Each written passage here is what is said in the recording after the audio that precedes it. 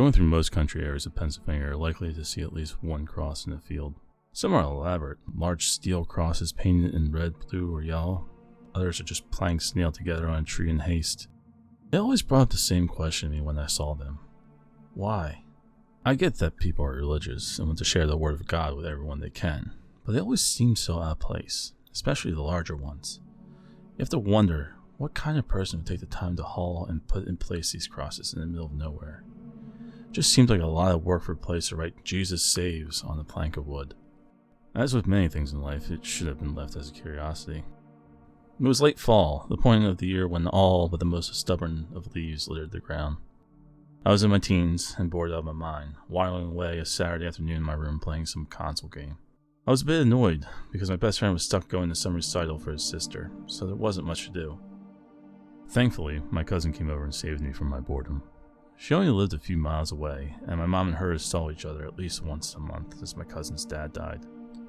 It really tore the family up, and while my cousin tried to hide her pain, I could see she still wasn't over it. She knocked on my door a little after 2 in the afternoon. "What?" I called lazily, and didn't even bother to turn to the door as it opened. "Why are you in here? It's a crazy nice day outside," she said as she flopped on my bed. "You better not tell me you've been inside all day, Kevin." "And if I was, it's not a big deal, Ashley," I said, putting the same accusing tone to her name as she did. I paused the game and looked back to her. "Besides, if it was so great, why did you come over?" She shrugged and picked up a book from my nightstand. She started to page through it and lost my place. I glared at her, but she didn't notice. "What? Can't I come see my favorite cousin? Besides, with Cassie camping with her family, there isn't anyone to really hang out with." "Wait, Cassie went camping?" I asked with a bit too much surprise in my voice, which she picked up on. She tossed the book aside and sat up. She narrowed her eyes at me with a sly smile. "Yes? Why so interested in what my friend is up to?" I turned back to the TV and tried to ignore her. She threw her arms around my neck and pulled me back. "Are you into her?" "I know you are, so don't try to lie." I tried to shrug her off, but she just tightened her hold. "Leave me alone." "Oh, don't be like that. I can set you up with her." "She's single?" Ashley shrugged. She might be. She might not be. I'll see what I can do." She dropped back down onto the bed. "I'm so bored. Join the club." "I wouldn't join any club that had you in it." "You're such a bitch to me," I said, and then cursed as I dived in the game. "It's only 'cause we're family. So where are all your little buddies?" "Why? You want me to set you up with one of them?" I laughed when she kicked the back of my chair. "No, but you guys said you were building a fort up in the woods. I want to see it." I shook my head. "We haven't got much done to it. It's just a bunch of sticks and rotting logs right now." "So?" She stood up and moved in front of the TV. "I'm not sitting here watching you suck at a video game all afternoon. Let's go see it." I sighed. There was never any arguing with her, and if we didn't go, she'd make my day hell just because. I saved and turned off the game. "Fine, but it's like 15 minutes to get there through the field." "Alright, then let's go." We told our moms that we were going for a walk and left out the back door. My backyard butted up against a cornfield, and beyond that was a forest. My friends and I were always in the trees, playing games and building stuff. Our newest project was a large fort that we were trying to get done for the summer, so we could hang out and drink far away from our parents. Ashley and I walked across the leftover roots of corn stalks and did our best not to break our ankles as we went. She stopped as I turned toward the edge of the field to head to where our fort was. "What's that?" she asked and pointed toward the highway that ran alongside the field.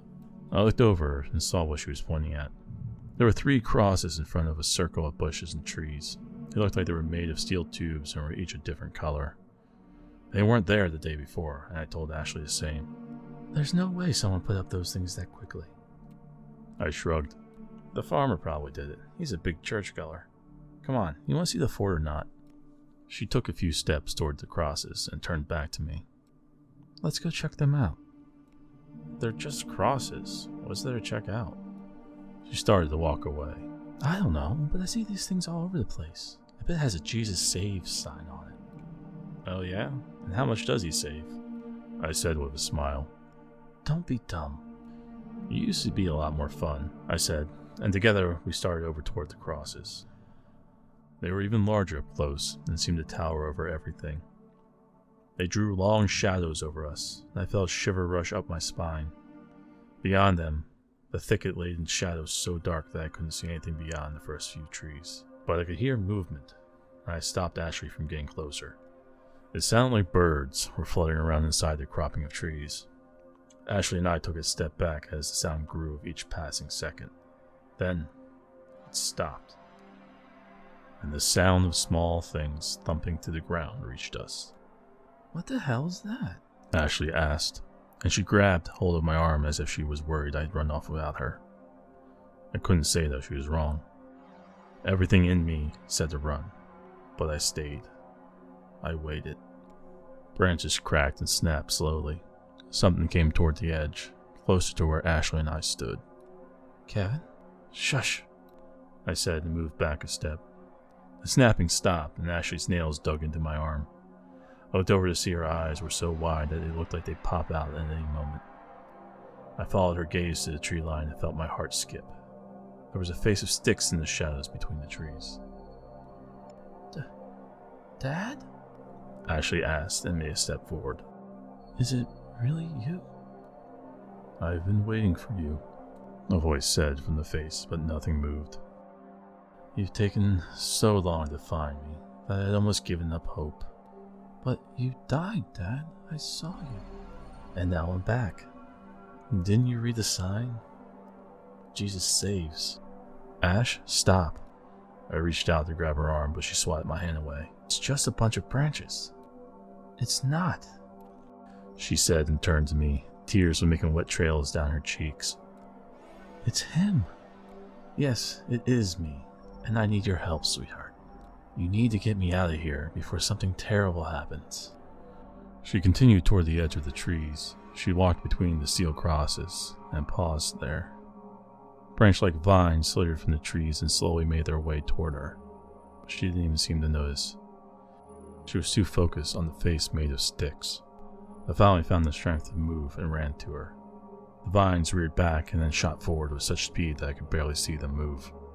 I reached Ashley just as they hit. One pierced her shoulder, and I felt another rake across my back. The voice cursed at us as I pulled Ashley back. I laid her down and broke off the piece of vine that was trying to pull her back in.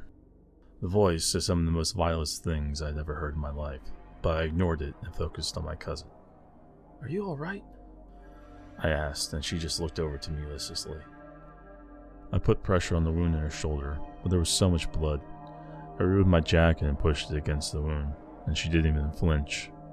She looked out of it, as if her mind was somewhere else entirely. "Ash, come on, we need to get you up." "Leave me. "Ash."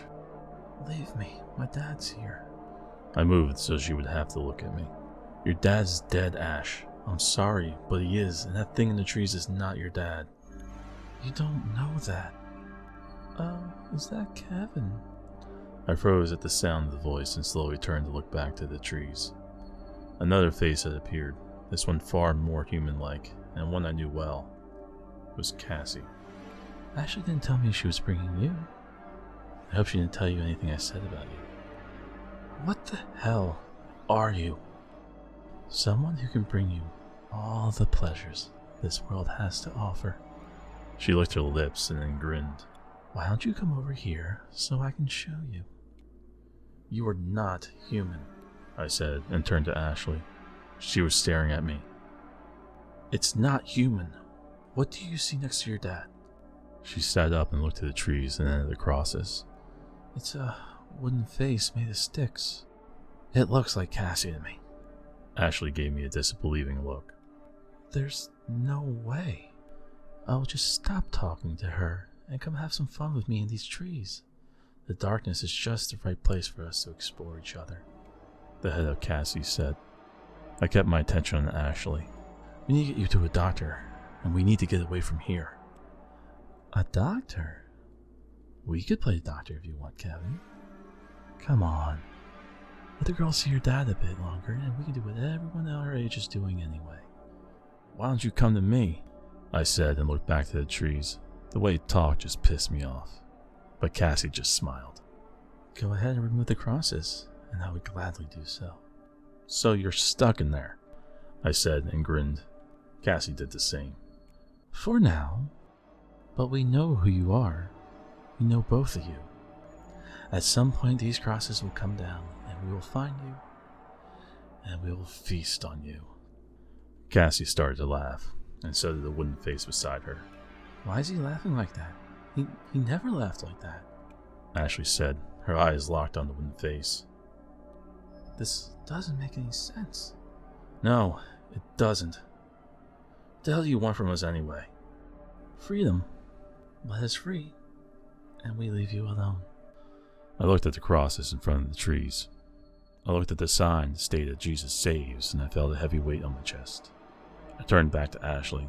She sat staring at the faces, and I knew if we stayed, she would try to go see her dad again. I picked up Ashley and stumbled away from the trees. She put up a small fight, but the pain of her shoulder was enough that she stopped after a few yards. I just wanted to put as much distance between me and that wooden face as I could. When we got home, it took a lot to explain what happened to Ash, and I don't think my aunt bought much of our story. But for that moment, things were back to normal. A few days later, Ashley went missing. She went for a walk one day after school and then just never came back. We all looked for her along with the police, but we didn't find a trace of her. I knew where she went, but it took a long time to work up the courage to go and see. Her face appeared between the trees when I was a few yards away. Then more of her appeared until she stood behind the bars of the crosses, vines holding her up. I've been waiting for you. Why? Why would you do it? I asked, knowing I wouldn't get a real answer. Ashley was gone. To see my father. You should come too. All my dead family is here. Our grandparents say hi. I nodded with a small chuckle and fought back the tears that threatened to overwhelm me. She should never have gone back. I took a few steps to her, wanting so much to bring her into a hug, but knew that it wouldn't do a thing. I stopped and reached into my pocket. You shouldn't have taken Ashley from us, I said and took out a lighter. It took a few flicks for it to light. We've already lost too much. Such a cute lighter, Kevin. Come on, we haven't lost anything. You can come and see. Everything is inside. She moved and reached into the thicket. She pushed back the branches, and a red light bled from inside. No. Thanks for the offer, though. I reached down and tore a handful of dried grass from around the cross. I crushed it together and then lit it. The flames burnt brightly, the grass curling as it turned black. I dropped it to the rest of the dry grass and watched it catch. The flames traveled toward the thicket and slowly began to burn into the wood. Ashley just stood and watched, a small smile on her lips. You think it's so simple? I said nothing as she turned her gaze to me. We'll still be here. Even if you burn down everything, we'll still be here, waiting until we're free again. Maybe, but at least you won't trap anyone else for a while. Don't be so sure, she said and grinned. She turned and walked into the thicket, disappearing into the trees. I stood and watched the smoke travel up toward the sky as the fire started to crackle, and the red light was replaced with an orange glow. I looked at the crosses and understood then what they were for. They were a fence, a wall of some sort. I still don't know who put them there, but whoever they were, they did the world a service. But I can't help but wonder, how many places are like that thicket in the field?